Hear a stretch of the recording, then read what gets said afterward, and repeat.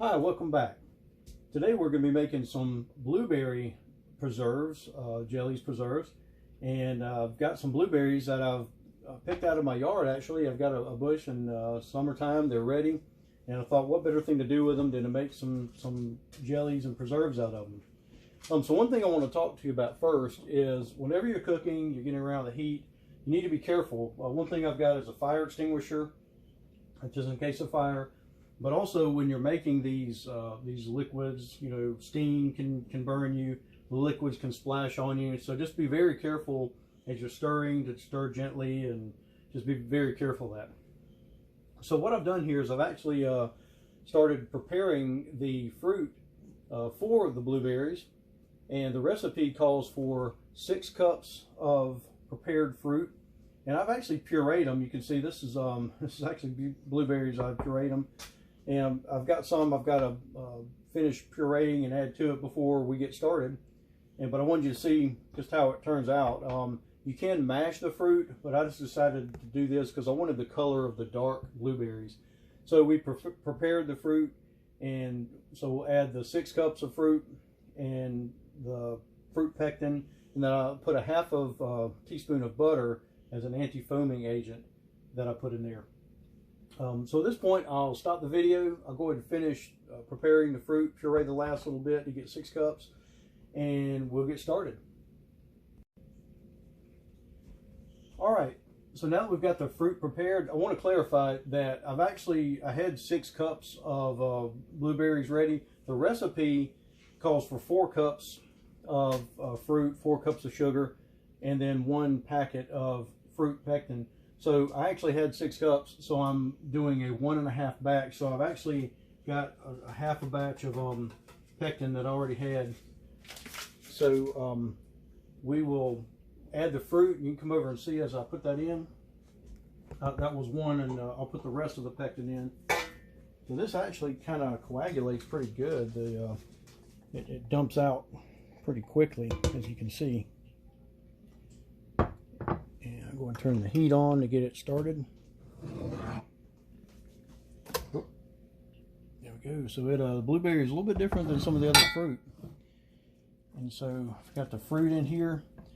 You can, like I said earlier, you can mash the fruit, but I decided just to puree it to get a nice dark, deep color into it. And then I'm going to get some, I use probably a good teaspoon of butter. I like to use real butter, unsalted. I think it just tastes better. You can use butter or margarine. And the butter, again, is an anti-foaming agent. I'm just going to mix that up real good. And we're going to bring this up to a boil. And we'll get it to a roaring boil. And at that point, then we'll add the sugar in. So I'll stop the video and come back when it's ready, just to save time. Okay, now that we've got it up to a boil, I just want to clarify something. The recipe actually calls for 6 cups of blueberries, but 4 cups of finely chopped. And I actually did do a 1.5 recipe, so I had more blueberries, but I ended up with 6 cups of chopped blueberries. So you want to bring it up to a boil, that whenever under high heat, and you can come over and look at this real quick. You want to bring it up to a boil so that when you're stirring it continuously, it does not knock it down. So you can see how that looks. So at this point, we're going to add the sugar. We want to add it pretty slowly so that when you stir it, you can kind of mix it in pretty good. It doesn't clump too bad. It'll melt eventually, but it just helps it.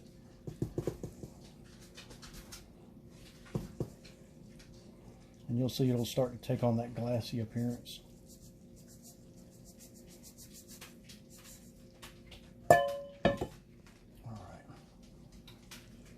Just leave it under high heat.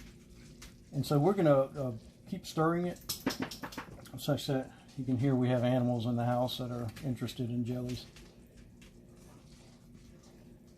And we're going to keep stirring it because what we want to do now is bring it back up to a boil. And you want to bring it up to a boil for exactly 1 minute.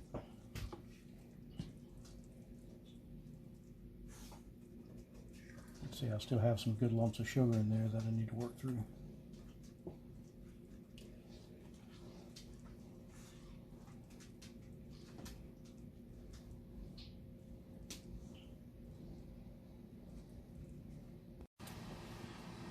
Okay, we've got this just about to a roaring boil, but it's good enough where you can see it's boiling as I stir it. So I am going to start a 1 minute timer.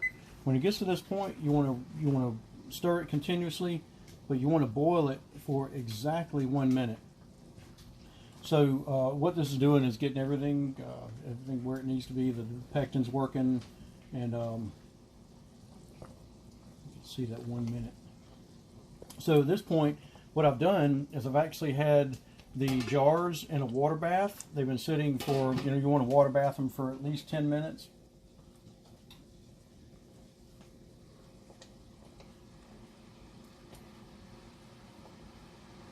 And that just kills all the any bacteria might be on those.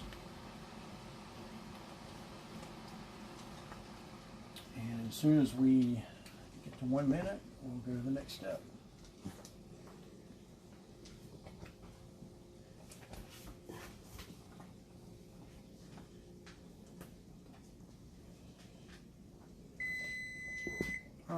So what we're going to do is we're going to remove it from the heat. And so one thing I always like to do, just to make sure that everything's going to set, this actually didn't foam up too bad. So one thing I always like to do is I like to check it. So I've got a bowl. I'm just going to put some in the bowl. I'm going to put it in the freezer for just a few minutes just to double check that it's going to set up okay. And we'll be back in just a few minutes.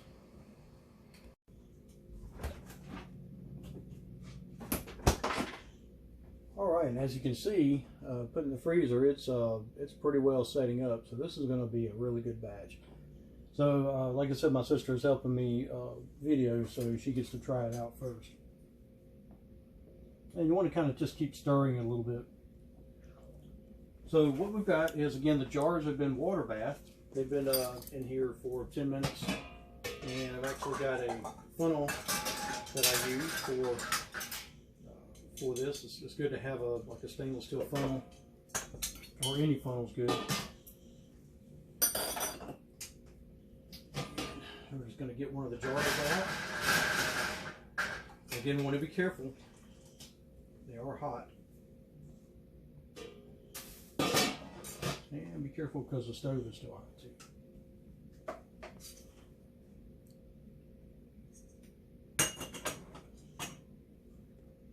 Alright, then we're going to ladle. Usually takes about 2 of these ladles to fill it up. We'll see.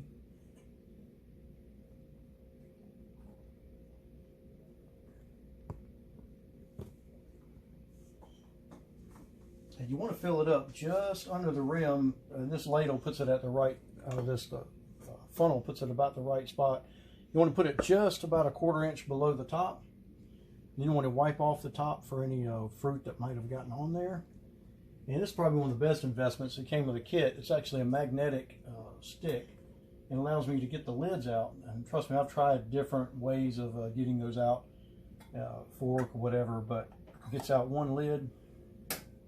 Then you want to take a ring, put on there, and you want to cinch it down. Be careful, it is hot. And we'll just set it on here, and we'll just keep going. And get my place set up. Get another one here.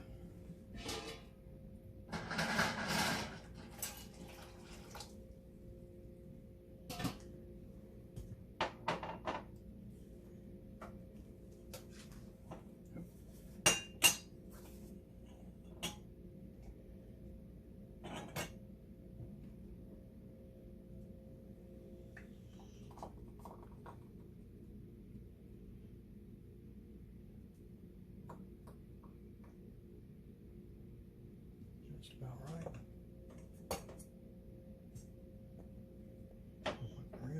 And this towel I have here is a little bit wetted, just damp.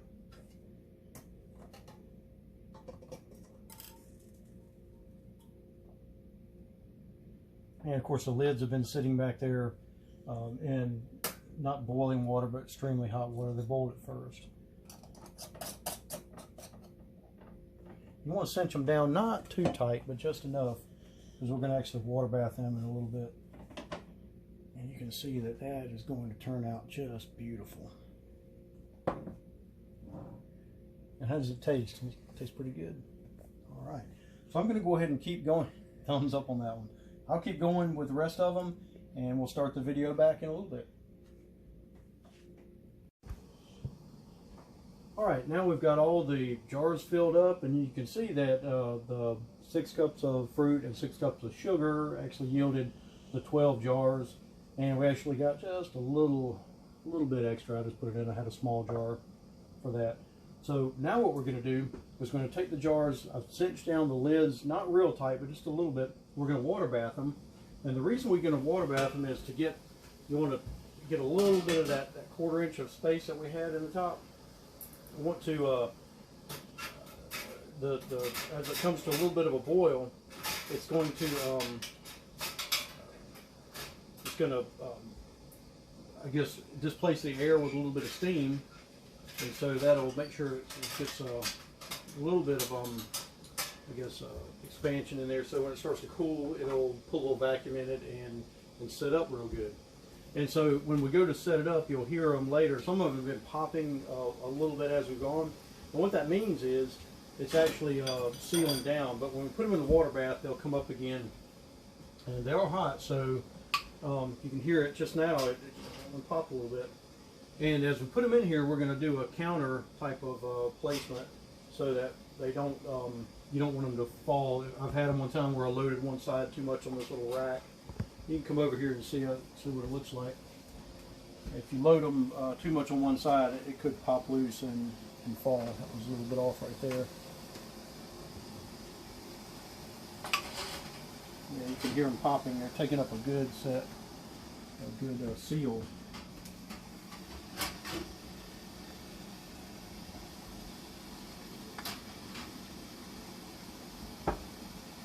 And we're going to water bath these. So jams, you water bath for 10 minutes. Jellies 5. We're going to do 10 minutes on these. It's more like a jam.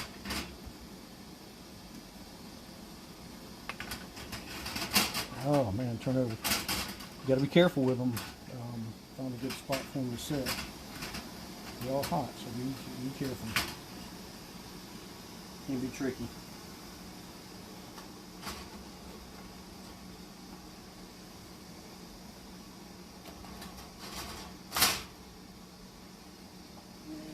Last little one, I'm going to try to squeeze in here. There we go. All right. So then we're going to put them back in and bring them up to a boil.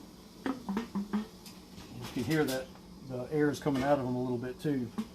And we're just going to put them in here and water bath them. Do that for 10 minutes. And we'll be back. Okay, welcome back. We've been water bathing, boiling these jars now for about 10 minutes. And what we're going to do now is we're going to get them out of the water bath. We have to be careful because the water is going to be on the top of them. I'll show you how I'll deal with that. Just be very careful. Just go slow with them. Tilt them a little bit. You want to don't turn them too much because you don't want them to turn over and then the jelly get on the lid. So I usually just dab whatever water is on top. I'll just dab that off. And you can hear them already starting to set as I'm touching the lids.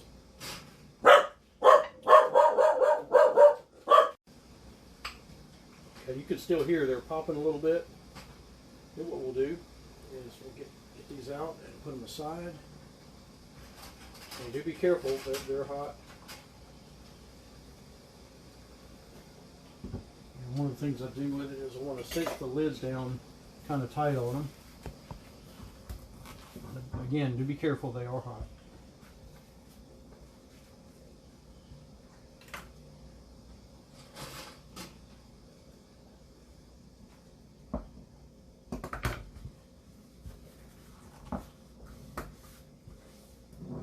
All right, so I'm going to do the rest of these and then we'll start the video back up and we'll finish out for the day. All right, thanks for watching, and this is actually the first time I've done blueberry, and looks like we yielded 12 in just a little bit, and looks like it's going to set up really good too so far. And just thanks for watching, and I've been making a lot of back-to-back videos today, so just look at my channel. In fact, you can hit the like button and subscribe, and we'll be doing more videos. Actually today I've done some fig. I'm going to be doing some strawberry rhubarb, and so just stay tuned for those videos. Thanks for watching.